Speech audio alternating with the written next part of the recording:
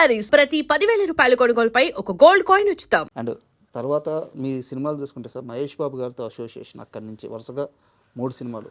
ఒక్కడి గురించి నేను ఎక్కువ అడగను సార్, ఎందుకంటే రీసెంట్గానే మీరు ఒక్కడు సందర్భాలన్నీ షేర్ చేసుకుంటూ ఒక ఇంటర్వ్యూ చేశారు. సో నాకు జస్ట్ మహేష్ బాబు గారితో ఉన్న ఆ ట్రావెలింగ్, ఆ 3 సినిమాల ట్రావెలింగ్లో మీరు మహేష్ బాబులో గమనించిన అత్యద్భుతమైన విషయం చెప్పంటే ఏం చెప్తారు? డైరెక్టర్స్ హీరోని మాత్రం చెప్పొద్దు, మీరు ప్రతి ఇంటర్వ్యూలో అదే చెప్పండి, కొత్తగా ఇంకేమన్నా అదే అది నేనే కాదు, అందుకనే గుణశేఖర్కే ప్రత్యేకం కాదు మహేష్, ప్రతి డైరెక్టర్కి ప్రత్యేకమే. ఎందుకంటే మహేష్ నిజంగానే డైరెక్టర్స్ హీరో. నెక్స్ట్ అదే తను కూడా కొద్దిగా చాలా వెరీ టేస్ట్ఫుల్ వ్యక్తి. సార్ ఇప్పుడు నేను ఒక్కడు అలా తీయగలిగానంటే 50% క్రెడిట్ తనకిస్తాను, మిగతా 50% నాకు ప్రొడ్యూసర్కి. సార్ సో చాలా కొత్త థాట్స్ తీయడానికి ఆయన కారణమయ్యాడు. ఆయన ఓకే కాదు, ఆయన డౌట్ ఏమాత్రం వ్యక్తపరిచినా అవి అలా ఉండేవి కాదు. సో అందుకని మహేష్ అనబడేవాడు డైరెక్టర్స్ ఆర్టిస్ట్. అండ్ నేను ఒకటి గమనించింది సార్, మహేష్ బాబు గారు ఎప్పుడు తన కెరీర్ గురించి కాస్త ఎమోషనల్గా బలంగా కానీ ఎమోషనల్గా కానీ చెప్పుకోవాల్సి వస్తే ఆయన ముందుగా ప్రస్తావించేది ఒక్కడు సార్. ఒక్కడు లేకపోతే నా కెరీరు అంటే ఈ స్థాయిలో లేదు, ప్రతి స్టేజ్ మీద ప్రతి సందర్భంలో చెప్పుకుంటూ వస్తున్నారు. సో అట్లా అవి విన్నప్పుడు మీకు ఎలా అనిపిస్తుంది? అంటే ప్రత్యేకంగా దానికి నేనేదో క్రెడిట్ తీసుకోవాలని అయితే అనిపించదు, కానీ ఒక్కడు అనేది నిజంగా తను ఆ రోజు నన్ను నమ్మబట్టి వచ్చింది. అంటే అంతకుముందే మృగరాజ్ అనే పెద్ద ఫ్లాప్లో ఉన్నాను, ప్రొడ్యూసర్ కూడా దేవిపుత్రుడు అనే ఫ్లాప్లో ఉన్నాడు. సో అతను కథను నమ్మిన విధానానికి ఆయన మా ఫెయిల్యూర్స్ని చూడలేదు, అసలు లెక్కే లేదు. ఈ కథని తను అద్భుతంగా తీయగలడు, ఆయన అద్భుతంగా నిర్మించగలడు, వీళ్ళిద్దరూ కరెక్ట్ అని మమ్మల్ని పూర్తిగా నమ్మాడు.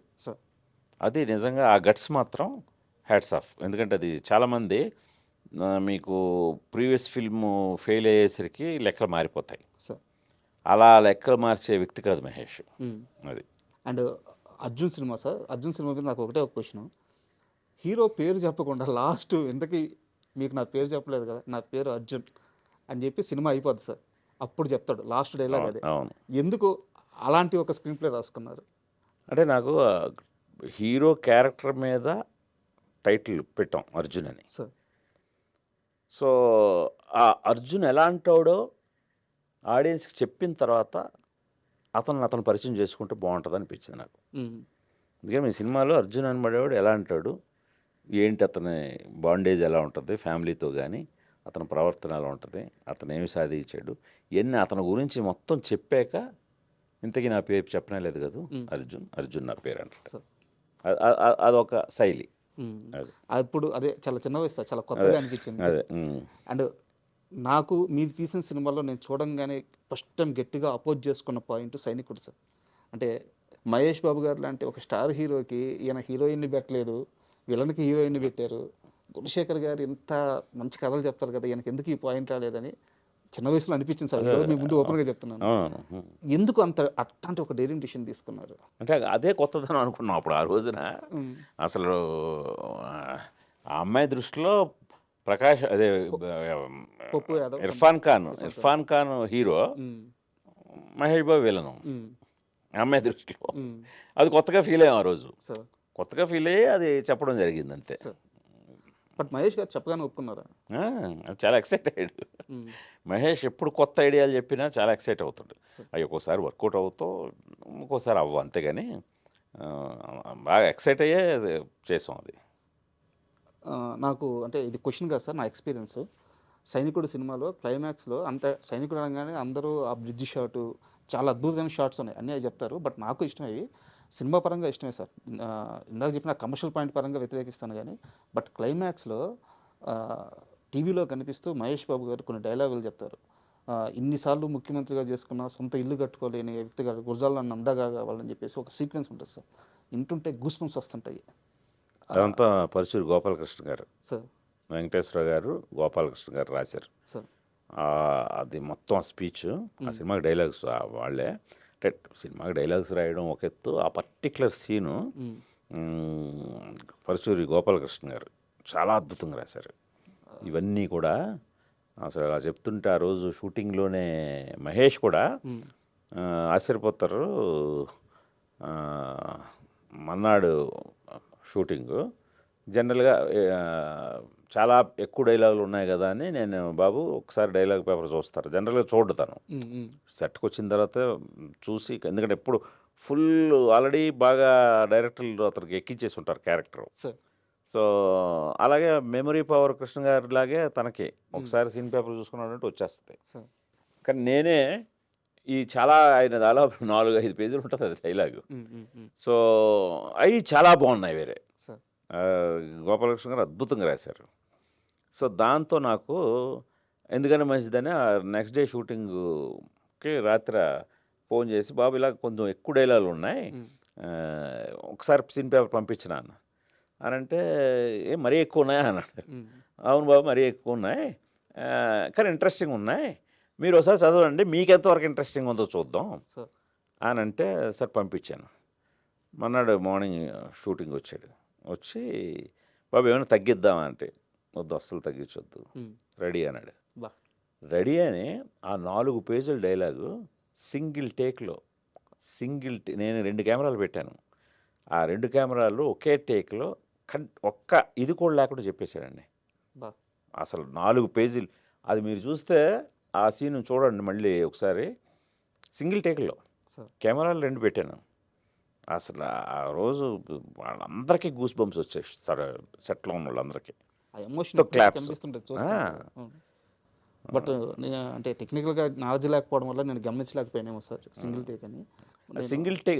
సింగిల్ షాట్ కాదు, ఆ, షాట్లు కట్ అవుతాయి, 2 కెమెరాలు పెట్టాను, ఓకే సింగిల్ టేక్, అది సింగిల్ షాట్ కాదు, ఓకే. ఒకే టేక్లో చేశాడు ఆయన. అండ్ ఆ ఎక్స్ప్రెషన్స్ కానీ చాలా నిజంగా చాలా బాగుంటుంది. అంటే నేను పర్టికులర్ గుర్తుపెట్టుకున్నాను. ఈ రోజుకి దాన్ని అస్తమానం ప్లే చేస్తుంటారు అది. సార్ ఉమ్. సైనికుడు సినిమాకి సంబంధించి నా దగ్గర ఒక ఇన్ఫర్మేషన్ ఉంది సార్. యుఎస్లో స్టార్స్ని తీసుకెళ్ళి ఫస్ట్ వేసిన ప్రీమియర్ అదే అనుకుంటాను. అవును, ఆ? అవును. మహేష్ బాబు గారిని తీసుకెళ్లారు, అవును. మీరు వెళ్ళారు. వరల్డ్ ప్రీమియర్ అంటూ జరిగింది సైనికుడికే ఫస్ట్ అక్కడ షో పడ్డది. సో ఈ వీడియో ఏమన్నా గుర్తుందా మీకు?